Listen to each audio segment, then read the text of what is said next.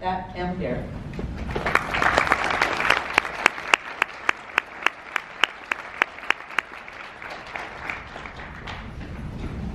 Good morning, Nevada. Can you guys hear me? So first, I just want to say, let's give a round of applause for Carol and the team. They do a fantastic job. And I'm really excited to be here in Nevada because last year I presented this presentation in a way that I think really brought the conversation of video game addiction to the professional therapist community. And this year we have a really amazing update. Just by a show of hands, how many of you were here last year? Awesome. So you'll remember that we had this study we were going to launch. And so I have, for the first time, we're actually going to be presenting what we found in the last year of doing this study of our community. How many people are seeing patients or clients right now who struggle or you think maybe struggle with video games? All right, so that's really interesting, and I think that today, hopefully, you're going to have a bunch of information that will help you see that you're probably dealing with a lot more clients. There's probably a lot more people in here dealing with clients that struggle with video games than maybe you currently think. So what you'll learn today, you'll learn what video game addiction is, what the causes are, and how to help someone with it. You'll learn what the demographics are, what to expect after someone quits, and what to screen for, how to reach more people who actually want help, and what gaming addicts want therapists to know. So you might be wondering, who is this handsome guy above the stage? So my story, my work in this area began through my own personal journey. I was addicted to playing video games for over 10 years. That addiction caused me to drop out of high school. I never graduated, I never went to college. And while all my friends were off to college, I was living in my parents' basement playing video games up to 16 hours a day. I was super depressed. I was deceiving my family by pretending to have jobs. And I even got to a point where I wrote a suicide note. Now, part of the story, I gave the full story last year, so I'm not going to go through it again, but my gaming at first was kind of healthy until I started to experience a lot of bullying. And that bullying really caused me to no longer feel safe. At school, I no longer kind of felt like I had control over my social environment.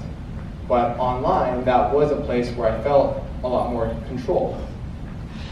And it allowed me to escape.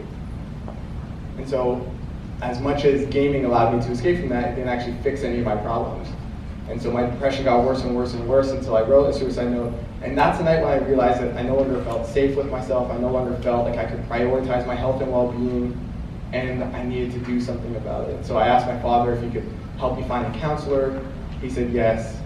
I started to see a counselor, and that's really when my life decided to change. The moment it changed was the moment when I decided that instead of ending my life, I was going to do the complete opposite, which was to truly live it to the fullest.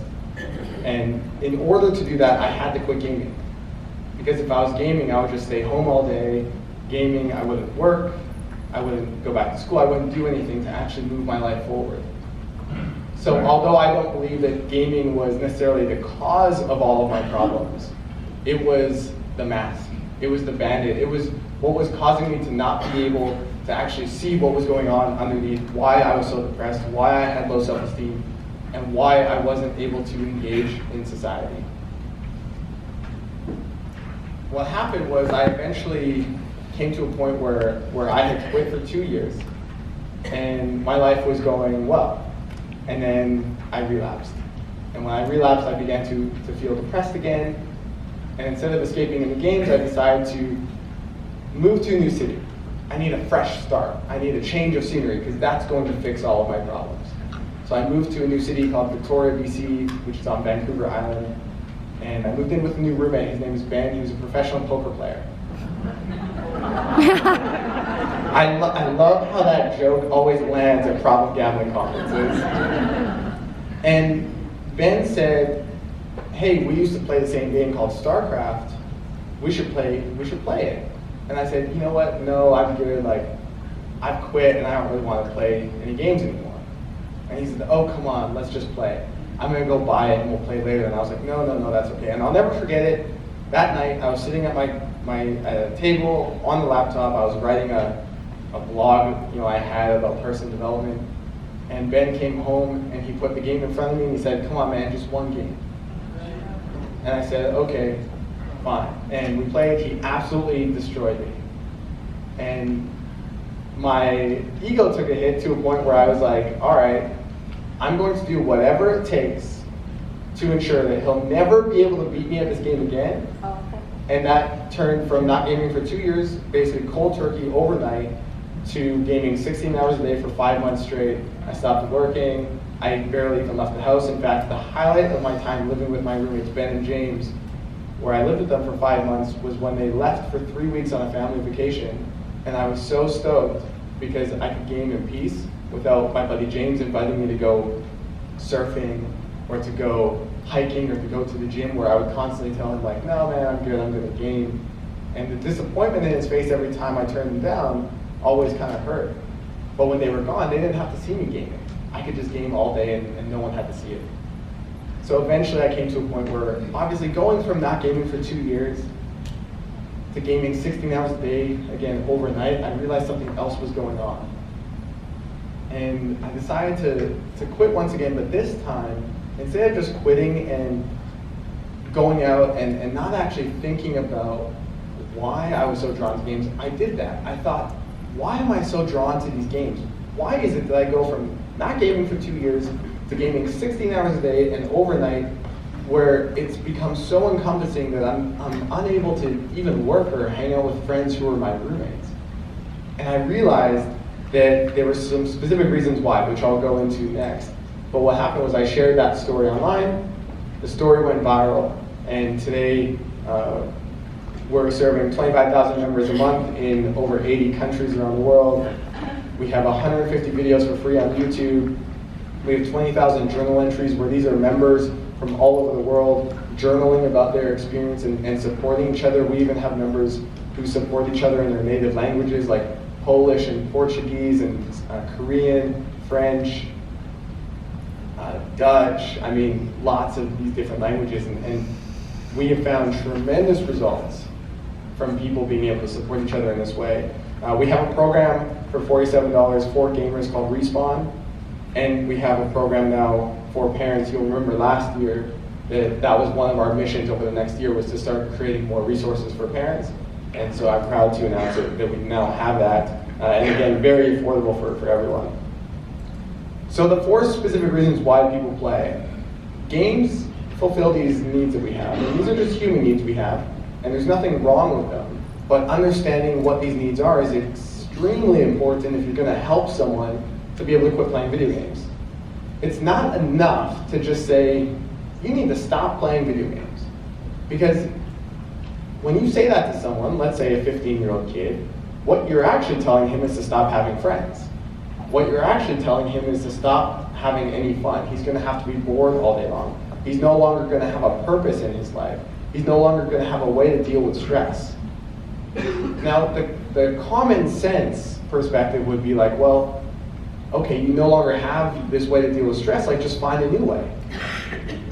But that common sense perspective overestimates someone's intangible ability to actually do that. The number one question we get from people who want to quit playing video games is, I want to quit, but what else will I do with my time? It's not because they're not smart. These gamers are actually incredibly smart. You could even say maybe potentially too smart for their own good sometimes. But they actually don't know what else to do with their time, because gaming has been the central thing they've done from maybe as young as 1, 2, 3, 4, 5 years old. Gaming is all that they know. So the 4 needs: temporary escape. Games allow you to escape from stress in your life. Social connection. Gaming is a social environment. It's a social community. It's where they connect with their friends. It's how they spend time with their friends. And it's where they feel welcome and safe. It's where they feel accepted.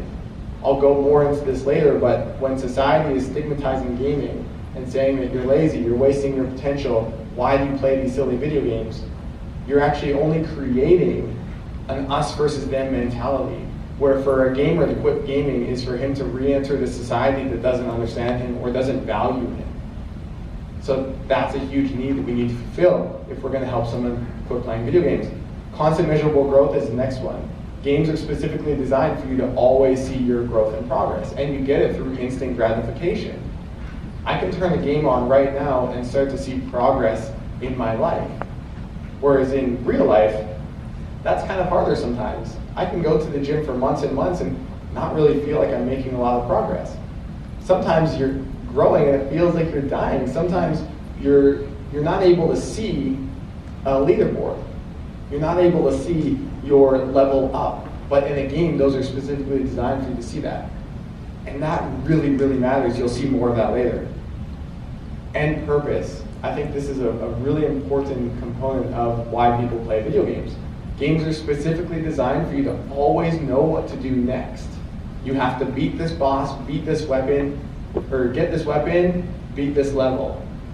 When you wake up in the morning as a gamer, you know what you need to do. You have a reason for waking up. You have that innate motivation. In life, again, that's hard. Should you get this job or this job?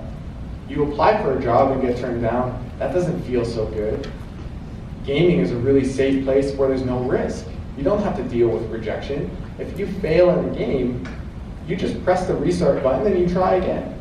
In life, that's just not the same way. And even if a mindset you could have is that it's the same way, that doesn't mean that that's what their perspective of it is. Games are intentionally designed to keep you hooked. Gaming companies employ state-of-the-art behavioral psychologists, and they are absolutely using every mechanism possible to get you to play more. That's why they exist. You can also think about social media. Facebook exists for you to spend more time on Facebook. Why? Because then they sell more advertising.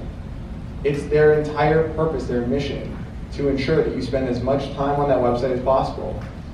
And if they can find any little tweak, and they're always looking for it, to keep you on the site more, they'll do that. And games are no different. And especially when it comes to mobile games and the intersection that gaming and gambling are now having, I think that can be very problematic, and we see it. So to quit playing video games, you need to fill the void with 3 different types of activities. The first is something mentally engaging. They need a skill. They need to learn programming. They need something where they can see their growth and progress. They need something where it's a new language, it's starting a business, something where they really get to see their skill develop, because it replaces that side of why they game. They also need something resting, is how I call it, which is something to do at home when they're tired and bored. Imagine you go to school or work all day, you fulfilled your obligations, and now you come home and you could justify, hey, I've already done everything I'm supposed to do today. I can just game. Now, that doesn't seem problematic, and for 90% of gamers, it's not. But for someone who's a video game addict, that can be extremely problematic, because that causes them to stay up until 2, 3, 4, 5 in the morning, to neglect their kids, to not spend time interacting with their friends and family. There's a lot of negative consequences from that. And so they need something at home when they're tired and bored from the day. Things like cooking, listening to podcasts, reading, journaling, anything that allows them to kind of rest from the day without having to think too much. And they also need something social. One of the reasons our community is so successful is because it gives people a sense of community where they're able to be around people who are like-minded and who understand them. When someone quits playing video games, they're going to have a major shift in their social circle. Not only because all of their friends are also gamers, so now they have to set some boundaries around that, but especially for kids in school, gaming is the dominating narrative or conversation topic. So when you quit playing video games, you're now going to school where you have nothing to talk about in common with the kids at school, because 90+% of kids in high school or younger are gaming. So what do you talk about? So you need to help them find social activities, things like joining a martial arts club, rock climbing, extracurricular activities after school, and also supporting them with how do you actually develop your social skills? How do you make new friends? What do you talk about other than video games? It's not enough to say, just go make new friends. They don't know how. And so you have to be able to help them develop some of those intangible skills like social skills. You also need to focus on a 90-day detox. Did anyone see the ABC 2020 feature recently on digital addiction? Anyone? Okay, cool. It's not very good, so that's fine. They cut me out of it, so I'm being a bit of a hater. But there was a father who was profiled, who was a father of 4. His name is Chris. And when he would come home from work, he would basically say hi to his kids quick, and then he'd go and game. And his wife said that she didn't realize she married a gaming addict until after the honeymoon. And watching the footage was really intense. And we see a lot of that. We see a lot of fathers like that. But Chris was on the 90-day detox from our program, which is 90 days of cold turkey abstinence, which is what I recommend. And there's a couple reasons why. First, I've talked about the needs that gaming fulfills. And those are all important. And if you're going to help someone with this issue, you have to address how you fill that void. But there's this other side, which is games are specifically designed for you to be, for the stimulation you get, to be hyper-stimulating. So games play at this level. Real life plays here. And your brain gets used to that. And in order for your brain to come back to a normal level where it can enjoy this sort of experience, you need about 90 days. That's what research shows. And so there's a couple things that happen when you're addicted to gaming. Number one, you'll have numbed pleasure response, right? Everyday pleasures no longer really satisfy you. You'll also have hyper-reactivity of gaming, which is gaming is super exciting and everything else is boring. And they also experience willpower erosion due to changes to their prefrontal cortex, where even if they wanted to quit, they wouldn't have the willpower to do it anyways. So 90 days is what research shows they need for their brains to come back to normal dopamine expectation levels. And the first 3 days will be the worst, and then the first 3 weeks, are kind of like the second most challenging time. But after 3 weeks, they'll start to feel a lot better.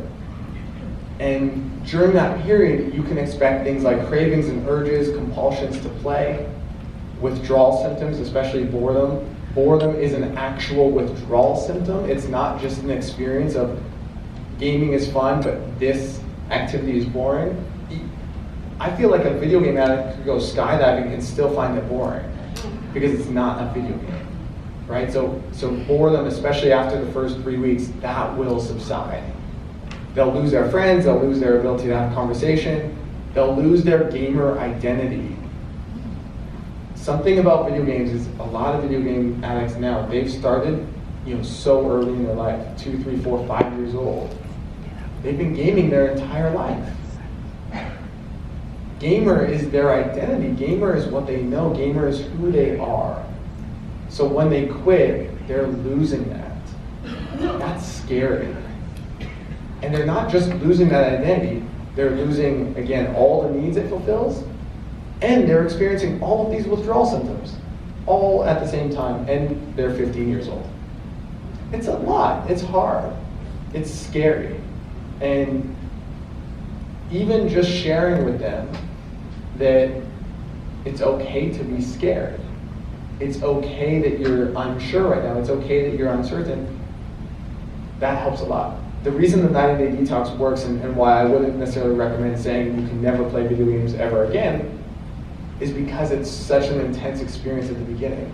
But what we find is they're willing to commit to 90 days. And who in here, I'm curious, thinks that telling someone 90 days might be like a lot? Like 90 days seems like a lot of time. Anyone feel that way? So it's interesting, right? When I ask our community if they feel like 90 days is a lot, they never say it is. And I think that's because of their gamer, the way they are as a gamer, where it's like a challenge. Can I get to 90 days? Can I experience this? I'm going to try it and then reevaluate.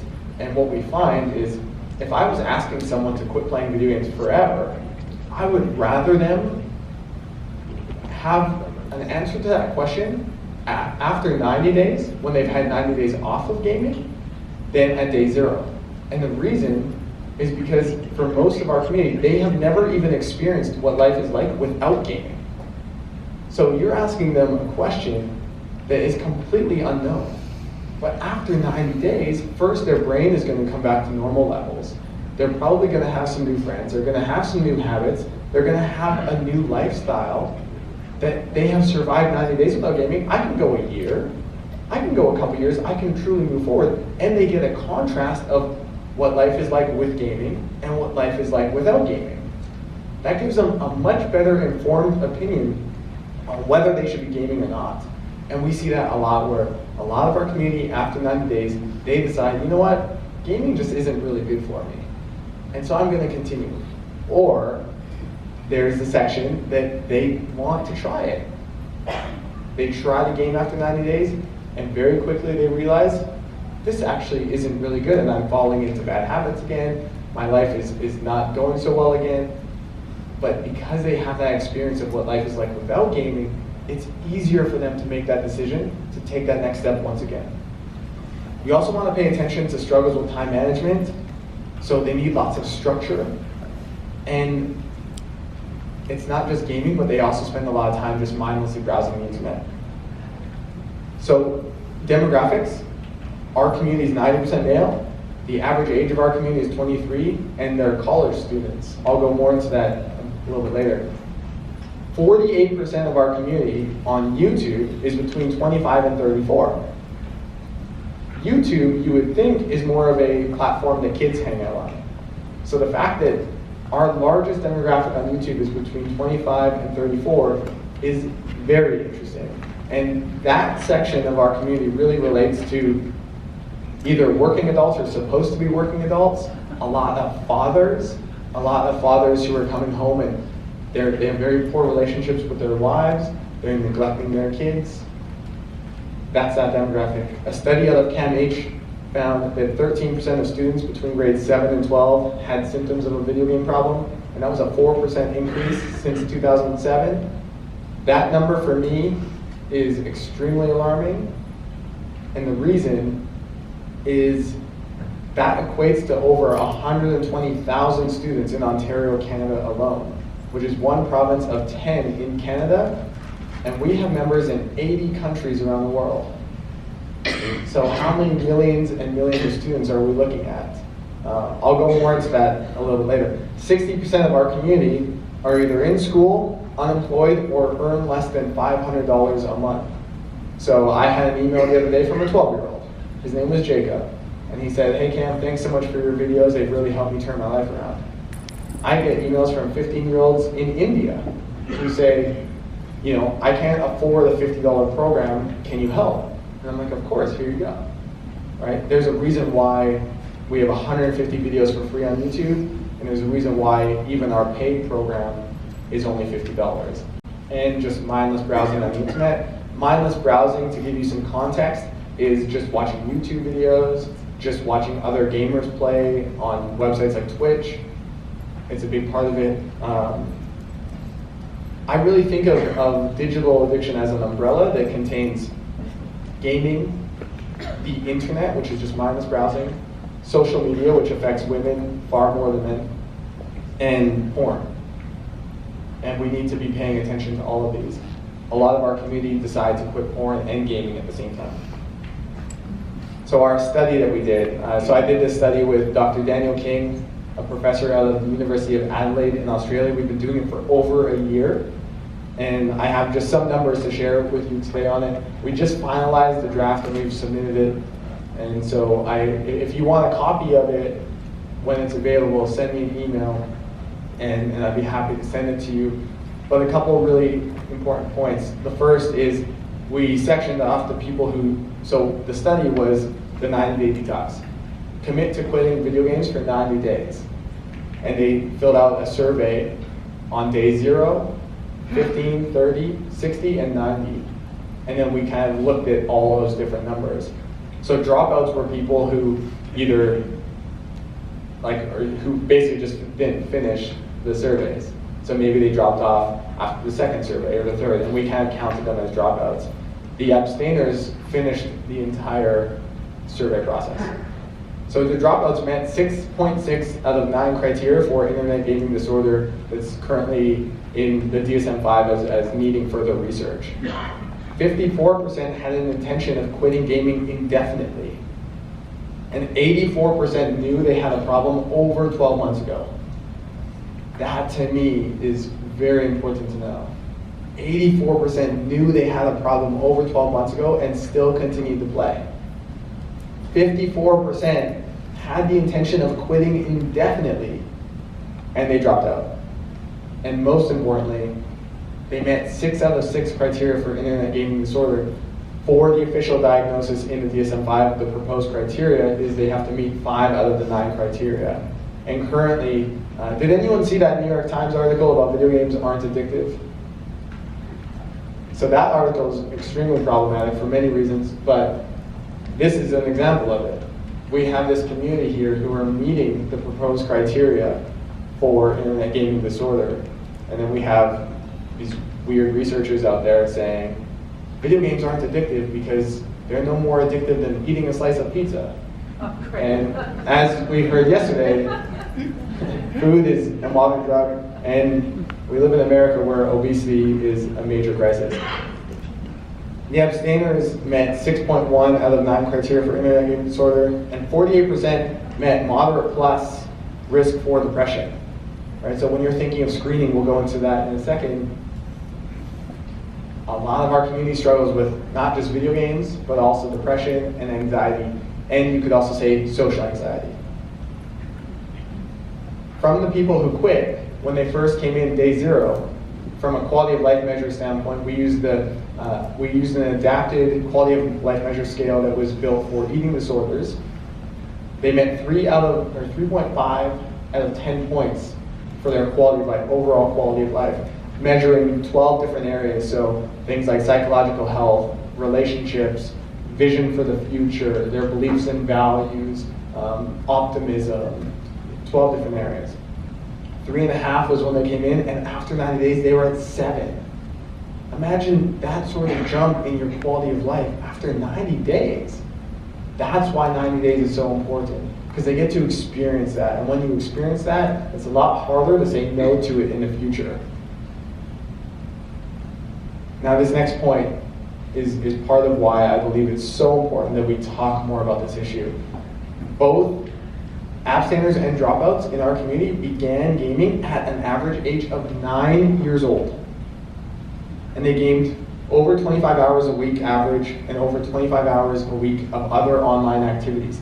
Now, why do I believe that them starting at 9 years old is extremely alarming? I believe that because if you think about the CAMH study that we just went through, which is 13% of students between grades 7 and 12 have a video game problem. Our community started at 9 years old. How many kids do you think in the world right now start using gaming or technology at 9 years old? Like maybe 1%? Most kids now start at 1, 2, 3, 4, 5 years old. And the compounding negative impact of every single one of those years is extremely significant. So what does this 13% number look like in 5, 10, 15 years when those kids right now who are starting at 1, 2, 3, 4, 5 years old are now those students in grade 7 and 12? Is it 20%? 25? 30? This is millions and millions and millions of students, and our largest demographic isn't high school students. It's college students. So these are things you should be screening for based on the study that we did. The first was continued play despite negative impact. Again, 84% of our community they knew they had a gaming problem, yet they continued to play. Failed attempts to quit, 80% of our community met that criteria. Loss of interest in other activities, that's a big one. You'll hear the justification that I play video games because I don't like anything else. Or I'm just so passionate about video games, I don't feel that way about anything else. And to some degree, that's true. And when you look into the way that the brain is impacting, or the way games are impacting your brain, that's more of a symptom of that than just the truth that you don't actually enjoy any other activities. And how could you enjoy any other activities when you've actually never done them? So use gaming to escape, 71%. This slide is actually inaccurate. Preoccupation, that's actually 90% of dropouts met preoccupation. There was actually a difference. For dropouts, it was 90% for preoccupation, and for abstainers, it was lower than 71, because I did those based on the highest criteria. So that's interesting. Preoccupation, 90% met that. And depression, you definitely want to be screening for that. So if people come in to your clinic saying that they're depressed, which is far more likely for them to come in for depression, you should be screening for video game addiction. Because their parents or they might feel like, well, I'm coming in because I'm depressed, I want help, but they're spending all their time gaming. And you have to address that as well. So here's in their own words, because you can believe me or not, but you can just listen to them. My freshman class was the first to have more dropouts due to World of Warcraft than to drugs, and it wasn't because drug use was down. I'm failing out of college pretty hard right now. I kept this to myself, but everyone knew I was taking too much time playing instead of doing real work. They just see it as a failure more than a real problem. That last sentence is essential around this topic.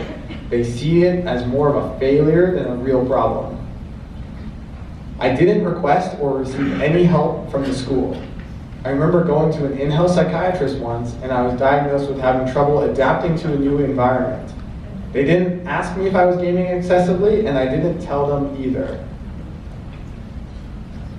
I didn't show up to classes, procrastinated immensely to skip tests and homework, and used gaming as an escape. My professors and teachers weren't aware of it and didn't even care. No one asked any questions. I have thousands of these. And what you want to take away from it is that no one asked any questions. They just said you have trouble adapting to a new environment. You need to study more. You need to sleep more. When I talk to superintendents, they tell me gaming's not a problem for their students. Research doesn't support that. My own work doesn't support that. And I know that gaming's a problem for their students. But what teachers see when a gaming addict comes into their classroom is someone who has been up all night.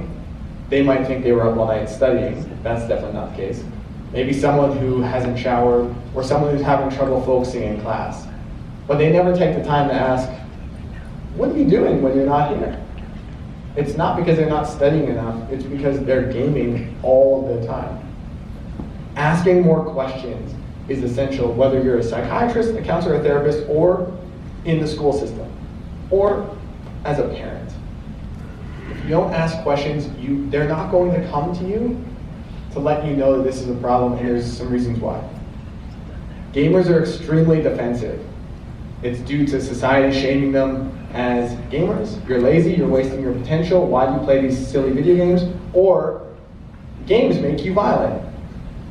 For the last 10 years, or maybe 20 years now, when school shootings started happening in the US, there became this narrative around video games, that video games make you violent. Now, I'm not here to debate about whether or not that's true. Personally, I believe research on that is very inconclusive either way. But what happened was the dominating narrative, especially in the media, was that video games make you violent.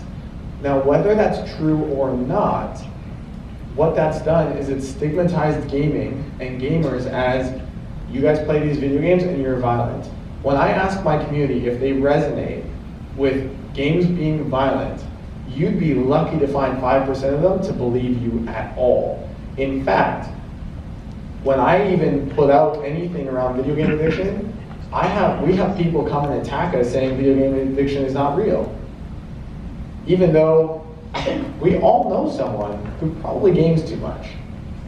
Or as we all know in here, gambling is real and gambling disorder is real. How could we say that video game addiction is not real? So in April, we had a post on reddit.com go viral. And it was someone who, the thread was, "Dear college students, why did you get expelled from school?" And one of the top posts on that thread was someone talking about how he had multiple roommates fail out of college and get expelled due to gaming. Our community got linked to that post, and in 3 days we had 55,000 people come to our community. 2,500 new members signed up. So just imagine for a second, 2,500 new people walk into your clinic asking for help. That's the situation we found ourselves in. And my laptop died in the middle of it. It was a little bit stressful. But 55,000 people came to our community in 3 days, and half of them did not like us. Half of them said, is this a joke? Video game addiction isn't real. They even said things like, you guys are taking away from people who have real problems. Now, for me, I can handle that, right? I can handle haters.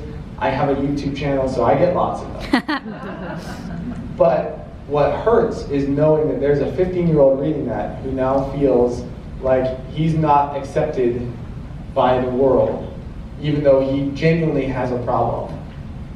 In this debate about video game addiction being real or not, I try to be mindful of the conversation that we create around it, which is, let's actually just share the stories of people who are struggling with this.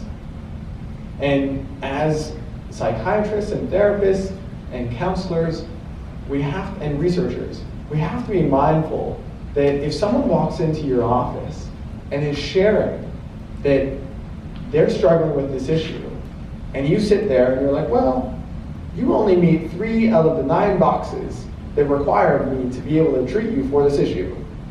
That person is there because they genuinely want help. They actually don't really care if they're officially diagnosed or not. They just want help. And I understand the implications when it comes to insurance and all of that. But we also need to remember that if people are coming to us asking for help, how can we help them? And how can we help them in a way that they resonate with and they understand? Part of the value I want to give you guys today is how do we help so many people? How are we able to manage 2,500 new members coming to us? Or why is it that we have so many people coming to us saying, hey, I want help? It's not like we're going out there talking to every person saying, hey, do you want help with this issue? They're coming to us, and they could be as young as 10 years old, 12 years old, saying, hey, will you help? There's a couple of reasons. The first is that our website is not bland, boring, and sterile, no offense to the professional community. It's cool, it's fun, it's relatable. The website's something to be proud of. I have stickers, and we send stickers out to people, and they're proud to be a game quoter. We actually have a member here from Australia who's here today. It's something to be proud of. We use colors. So a lot of professional therapist websites are like a doctor's office. They're very white and very professional, and I understand that because you're trying to represent that you are a very clean and professional organization. Just remember, you have to market to the client, not other therapists. Market to the person you're trying to reach. For me, when I swear in my YouTube videos, Carol might not like it, but the 15-year-old who plays video games connects with it because he's like, wow, this guy actually understands me. Right? So you have to market to the person you're trying to reach, not the professional community. We also reach them where they are. So we have, gamers spend a lot of time on YouTube, on Reddit, on forums, and they search things into Google. People literally type how to quit playing video games into Google, and 5,000 people come to our community a month because they find us when they search that term. So what are the terms people are searching who are trying to find help with the issues that you're trying to help people with? How to stop gambling. How to tell if I'm addicted to gambling. Is poker gambling? Right? We all know these terms. What are the interesting questions? What are the justifications? And having content, you can think about the term like search engine optimization and trying to create videos and blog posts and content around that. You'll start to meet people who are actively searching for help and want help, and now that empowers them to be able to get the help they need when they search for it. And we do not shame or stigmatize. Literally every interview I do on the media, every piece of content I do as much as I can, I start it by saying, I'm not here to say that video game addiction is, I'm not here to say video games are bad. I'm not here to say that if you want to play, you shouldn't play. I'm just here to talk about if you play and you don't want to, or if you want help, I'm here to give you some help. But if you want to game, you can go ahead and game. I'm not here to make a moral judgment on that. So I asked our community, what's some advice you have for therapists? And here's what they said. Games have no pause button. They have no end. There's always something else to do. That really speaks to the sense of purpose that gaming provides. That unlike other addictions out there, it's omnipresent. There aren't barriers like the cost for alcohol, hoops jumped through for drugs, or limited locations for gambling. Nowadays, everyone has technology, and 90+% of kids are gaming. Gaming is used as a babysitter. Gaming is something that they know. And gaming is even free now. In fact, schools have fully committed to having students submit their homework online. So I talk to parents and they say, well, we want to reduce our son's gaming, but he needs it for school, right? So it's not enough to just say, you have to stop this. We have to figure out how to have a healthy relationship to it. Gaming addicts are great BSers like other addicts. Parents will think, at least my kids aren't out there drinking or doing drugs, without knowing how deep the spiral goes. That online games provide a sense of accomplishment, conquest, and belonging in a group. It then numbs and diminishes the drive to achieve those things in the real world, which in turn contributes to cravings, because you want to return to the online world as soon as possible to experience those sensations again. A non-gamer therapist may struggle to understand just how thoroughly games can supplant one's own understanding of value, work, and effort in the real world. Again, that's because you get to see your growth and progress. Games are extremely explicit in the expectations and consistent in their rewards.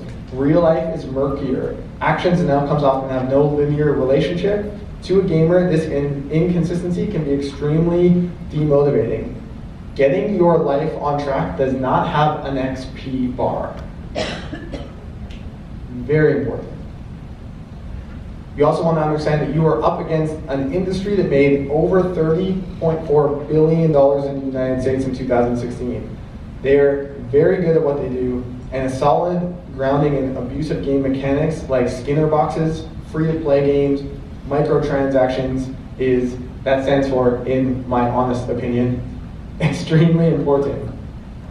So understanding things like microtransactions, games that are free to play and how they actually hook you, especially if you're in problem gambling. A lot of mobile games will be free to play, but then after playing for, say, 15 minutes, they'll stop and they'll say you're no longer allowed to play unless you wait 24 hours or pay $1. It's called turn-based delays. Now, in that moment that person's playing that game, they're bored, standing in line at the bank, they're stressed, they need a break from work, and for $1, they can play, or they can wait 24 hours. And in a society that is based on instant gratification, how many people do you think are going to be like, I'll come back tomorrow? No, they'll pay $1. And then another $1 and another $1, and we currently have one of the members of our board of advisors, her son spent $8,000 in a week just 3 weeks ago. $1 at a time. You have to understand these things. You also want to understand that for me personally, I love the competitive aspect as I'm a very competitive person, but I'm not great at sports due to physical problems. However, with gaming, if I play lots and try hard, I get better, and therefore I get a higher skill rank. It's rewarding and I use it as a competitive outlet, but it simply takes up too much time. Just to backtrack on the $8,000, the way that happens is that you can set up credit cards, parents' credit cards, within games and on like Xbox and PlayStation, and you can purchase enhancements to the games. And in order for him to get his account there, he was able to just spend money, and he spent $20,000 over the last year. And it's very simple. If you can spend $10 and get an enhancement to be better, to be able to do more things, and to be a higher rank, why not? and $20,000 a year later. And now it's not just that he spent that money, but when he goes to quit, how do you think he feels about giving up an account that cost him $20,000? Of course, he doesn't want to give that up, right? And so that's part of it. And that's not just for money, but time played. Imagine putting 15 years into a World of Warcraft character, and you're just going to quit and give that up, right? So that's another thing you want to address. So in conclusion, video game addiction impacts at least 10 million people around the world of all ages and backgrounds. It starts in high school, as the ChemH study showed, but it expresses itself in college. In high school, they're able to get away with it. You have parent supervision, you have to go to school, and then all the rest of your free time is gaming. Now in college, you no longer have parent supervision, you have less structure, you have more responsibilities, harder classwork, more stress. The way you deal with stress is you game, so you get further behind in school, so you game more, and that's the cycle. Eventually, maybe you even drop out of college, which again, we see so many thousands and thousands and thousands of these guys who drop out of school, and then you're living at home, not working. And there's some research now, Time Magazine just posted, The Economist just posted, there's a lot of research coming out about the impact that gaming and gaming addiction is having on the workforce. Because young men in their early 20s without a college degree, their employment rates are dropping sharper than any other group. And an economist found that 75% of their time that used to go to working is now spent gaming. So this is having a major impact on the workforce. This is having a major impact on people not just graduating school, but becoming productive members of society. We had a member just recently from Amsterdam who shared that she's 80 days without gaming. She's been trying to finish school for years and years and years. And she said after 80 days of not gaming, she finally feels like a productive member of society. There's a significant gap of awareness for everyone, including gamers, parents, schools, and therapists. And shame and stigma are major factors keeping addicts from reaching out. You know, we see that kind of across all addiction. There's research by James Driver out of New Zealand who found specifically the shame and stigma element when it comes to video game addiction. They are not going to reach out to people, and the reason is because they do not believe that you speak their language, they do not believe that you know what video game addiction is, or that you're going to understand what they're going through. And an age gap does play a role in that. And so it's very important that you read up on things like gaming lingo and what the popular games are, and you understand kind of gaming culture a little bit, so that when people come into your clinic and you say, hey, you came here for depression, I'm just curious, you know, do you play video games? And you start to ask them about that, you hear what kind of games they play. You ask them, why do you play these games? What kind of games do they play? If they play first-person shooter games, no, they're not going to become the next school shooter, but maybe they're competitive. They like to be the character, right? Whereas if they're playing a game like World of Warcraft, that's more of a role-playing game where they get to play a character. So if someone likes competitiveness, sports, right? They love sports. If someone is a role player, things like film, right? Drama, improv, things where they can play a character, they'll be very interested in that. They've just never had the opportunity to try these different things. So understanding some gaming lingo and understanding gaming culture is essential if you're going to be able to resonate and connect with these clients. And of course, GameQuiz.com has a ton of resources for gamers, parents, therapists. I'm very adamant that if someone emails me, I respond. So if anyone here has any questions, whether now or later, please email me. I'd be happy to support you. And you can email me here, call me, talk to me on Twitter. I love to speak at schools, organizations. And if you're looking for the program for gamers, you can go to GameQuiz.com. And it's called Respawn, or for parents and or therapists, Reclaim is our program for them, which is kind of like an educational package. I guess that's the end.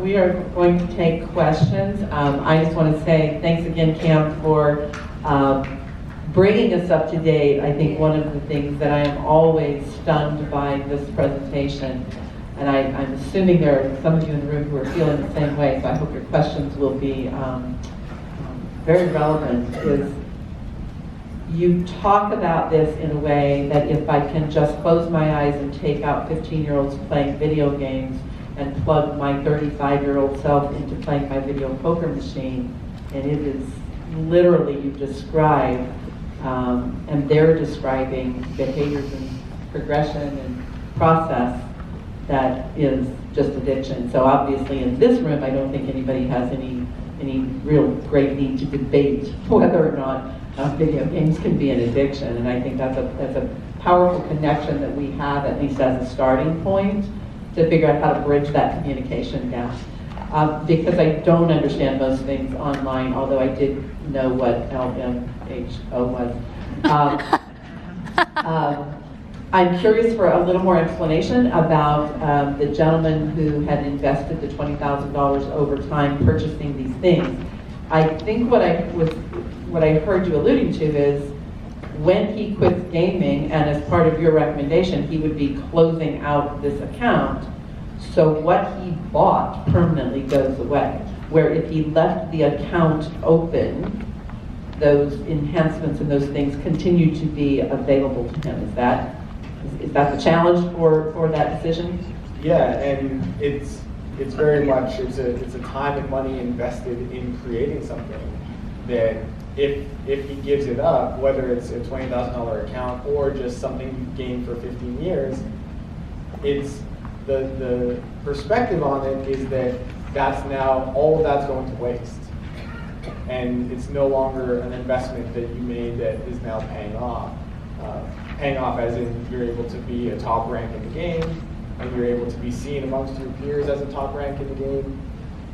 And what I do to help them with that is I just help them understand that very much how I frame this whole thing is that you're just closing a chapter in your life and you're entering a new one. And this chapter had gaming, and it was meaningful to you. It meant something. It was a purpose. It was very fulfilling. It's nostalgic. All of it, and that's okay.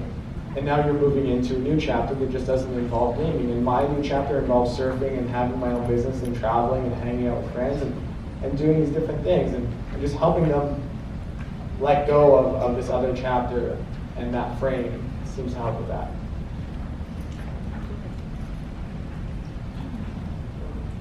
Oh, sorry.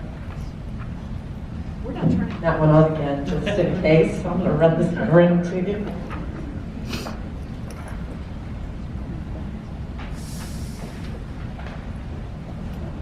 Hello. Okay. Thanks. First of all, I want to say that I appreciate your sense of fashion and style. I was just going to say that.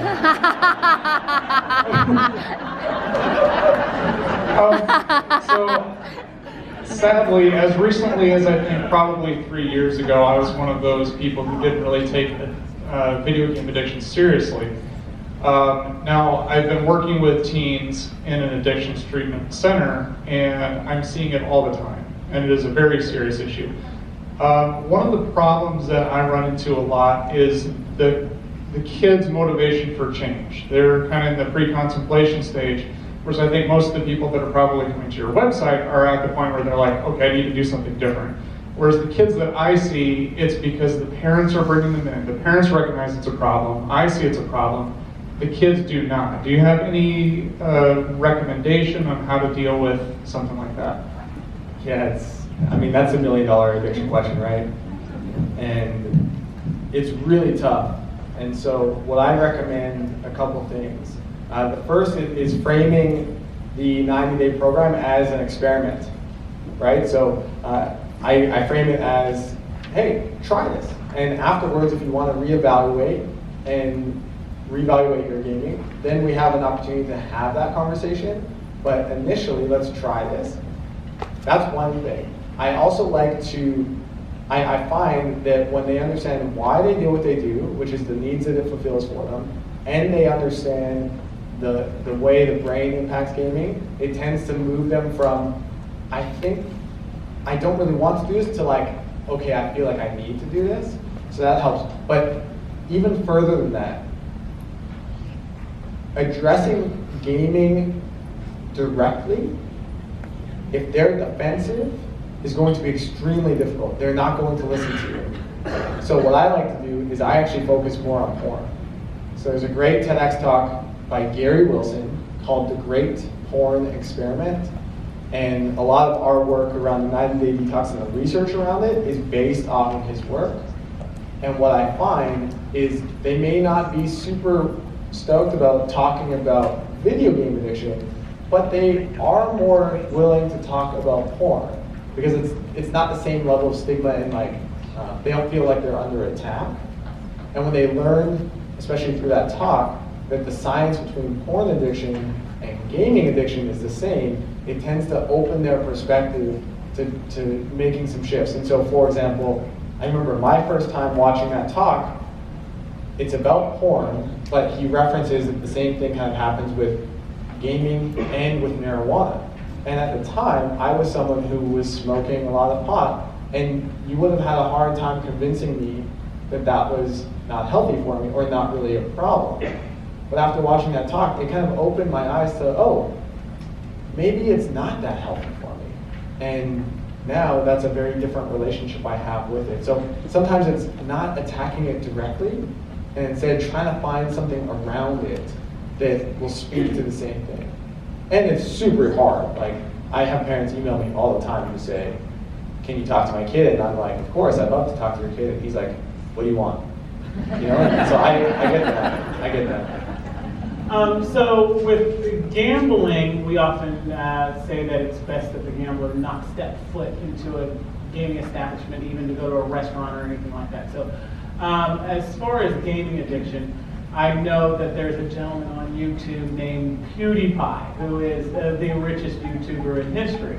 And he made his millions off of playing video games while people watch. So you have a lot of young people from teen to college age that will say, you know, his lifestyle screams that gaming addiction is not only is it not a problem, it's sexy, it'll make you popular, and it can make you a millionaire.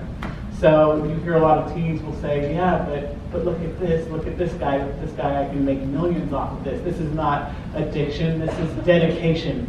This is research. This is, you know, me doing what I'm going to do when I grow up. Do you recommend in abstinence staying away from YouTube or places like that, any kind of social media or all social media, or don't watch YouTube videos because one video links to another, links to another, links to another, and eventually a gamer will come across PewDiePie or Leafy or RiceGum or any of those guys who make millions of dollars off of playing online. So I'll address it from a couple points, and first I just want to give you props for even knowing those names. So, should we ask her more questions? one of the things that I find with gamers is that, again, their sense of desire for achievement and challenge is very high. And so I actually pose challenges just to kind of piggyback off the 90-day detox. I say, hey, if you can't play video games for 90 days, then should you really be playing them? And sometimes it uses their ego in that way of like, oh, okay, well, let me prove that I can. And so in this similar way, I personally do not recommend for them to be watching streams, watching other players play, and being extremely aware of their mindless browsing habits. A lot of our community, unfortunately, when they quit playing video games, if they're not super intentional and structured in following the advice that we share, they do find themselves just sitting online, reading blogs, watching YouTube videos, and not really getting out there.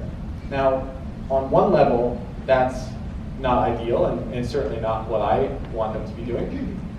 But it's a step in the right direction, and a lot of them tend to then begin to recognize that, oh, like, video games aren't the only thing I'm struggling with. I'm also struggling with just this mindless browsing. I'm also struggling with porn. And I really need to get out there and start doing some things. So we do find that. Now, what I recommend is for them watching PewDiePie or Leafy or any of those guys, for them they feel this strong connection to following their journey. So I really recommend for them to find some new people to watch and follow who are more aligned with their new values and goals, So if they're interested in entrepreneurship, Gary Vaynerchuk, right? He has tons of videos that are go out there and build a business and do these things. I imagine that a lot of our community find that by watching my videos, where they get to see I'm in Las Vegas now speaking, whereas at the beginning I wasn't there, right? So finding replacements when it comes to the fact that they can become professionals. This conversation is only going to accelerate dramatically right now because colleges are now giving scholarships for esports. And yet colleges will not, like almost refuse to bring me to speak about video game addiction, even though research shows that like lots of kids are dropping out of high school or dropping out of college and failing classes because of video game addiction. So now you're going to have college students justifying their gaming because they can get a scholarship to go to school and become an esports professional. Now, I'm not against someone going and being a professional esports player or streamer, but we also have to understand that A, the likelihood that you are going to become a professional gamer is less than you becoming a professional athlete. Just the sheer number of people playing video games compared to the number of players playing basketball is very different. So it's not that you shouldn't pursue that, but here's the challenge. If you want to be a professional gamer or you want to be a professional streamer, it's not just about playing more. I was a very high-level hockey player before my video game addiction, and I understand that playing hockey was only one small slice of what was going to help me reach the NHL. It was my diet, my sleep habits, my social life, my lifestyle, my ability to manage my time. It was all these other things. And so if you have someone saying, well, I'm gaming XYZ because I want to be a professional, I would pose the challenge that if you actually want to be a professional, maybe it's time to start studying professional athletes or professionals in their sports. World-class Olympians. They have a lot of other habits that actually help them get to that point. Their mindsets, their healthy balance, all of it. It's not just about playing more. And I think that's where you bring that conversation in. And I do believe that this esports scholarships is this next wave where it's going to be extremely problematic. And so I hope that we can talk more about that. Thank you very much. I was here last year and was absolutely blown away by your presentation. I'm raising a grandson, he's now 11, and I went home with all of your information. And I remember one specific thing you said, no more than a half hour a day on video games. That was one thing. The updated information is outstanding, thank you for that. My concern is the monitoring, it's a constant monitoring. If there are kids in the house, and now he gets an allowance, and all he wants to do is buy video games.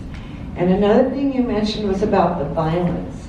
I personally believe there's a lot of violence in these games, and young minds pick this up, don't realize that people really die. That life is not a game. And I thank you for addressing that. Can you give us more information for those of us who have to deal with people in our home that are totally, I mean, it's like a constant monitoring. It's beyond, like you said, every kid in school is doing it. Kids do other things. And the other thing you mentioned was the time wasted. So much, like Carol said, it's a video poker machine. You never get that time back. Can you address that some more about us that have kids at home? If they're not at home, it's a lot harder to game. And I think that it's not an easy answer. I empathize greatly with the fact that as parents, you have a ton of other things going on. You go to work, you're home, you're tired, you have to cook dinner, you have to do all these things. I think it's really important that if you were trying to have a conversation with me about video games while I was at my house and the computer was right there, that was the end of the conversation, because my brain is computers right here. So even getting me out of the house to have those conversations helped a lot. Now I think we need to do just a better job having kids in other activities, having them outside the house, having other things going on. You know, this room probably relates to that. When you were younger, you weren't at home all day long, sitting in front of a computer. You were outside playing games, and maybe you were even like kicked out of the house. Like, go outside and play, don't come back until the sun comes down. Now, the important thing about that though is that in doing so, it wasn't just that you were outside. It's that by being outside, you developed the ability to be spontaneous, to be creative, to be social, to come up with games to play, to entertain yourself. And those intangible skills are all the skills that my community does not have when they quit playing video games.